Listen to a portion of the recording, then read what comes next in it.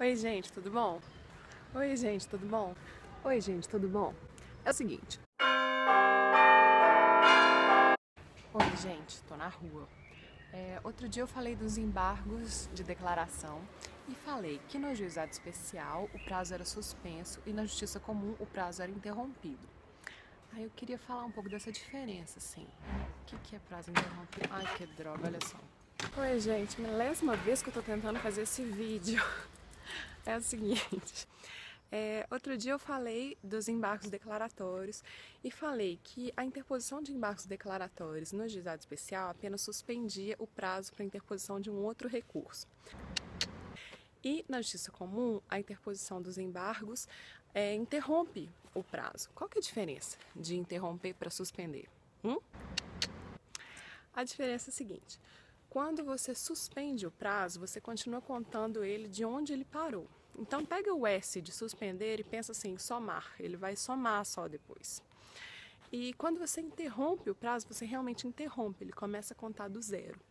Então, no juizado especial, quando você entra com embargo de declaração, se você entrou no 5º dia do prazo, ou seja, no último dia do prazo, você só vai ter mais 5 dias para interpor um recurso nominado, por exemplo, porque o prazo do recurso nominado é de 10 dias, diferentemente da apelação, que o prazo é de 15. E se você entrou na justiça comum, você vai ter os 15. Depois que sair a decisão, volta a contar 15 dias. No juizado especial, você vai contar só o prazo que ficou faltando. Então, por exemplo, você interpôs embargos no 3º dia do prazo. Aí você ficou o quê? Com 2 dias de extra, de crédito. Então, quando sair a decisão, você terá quantos dias para interpor um recurso nominado? 7 dias, porque você só gastou 3 dias do seu prazo. Foi isso que suspendeu. E na justiça comum, não, você vai ter os 15 dias de novo. Vale sempre aquela dica, conte sempre 5 dias. Na dúvida, você está em dúvida, se você não conseguiu achar direito a contagem de prazo e tal, conta sempre 5 dias, que não tem erro. Eu fui clara?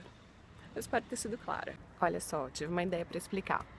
Pensa nesse poste como o dia que você protocolou o seu embargo de declaração.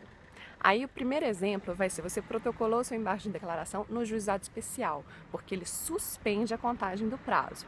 Pensa em mim como prazo correndo, ok? Prazo correndo, interpus o embargo de declaração. O que acontece? O prazo é suspenso, está suspenso. Aí o juiz vai e deu a decisão. O que aconteceu? Continua correndo de onde parou. Se eu interpus antes da data final, agora pensa nesse poste como a data final do prazo. Interpus antes, interpus 2 dias antes.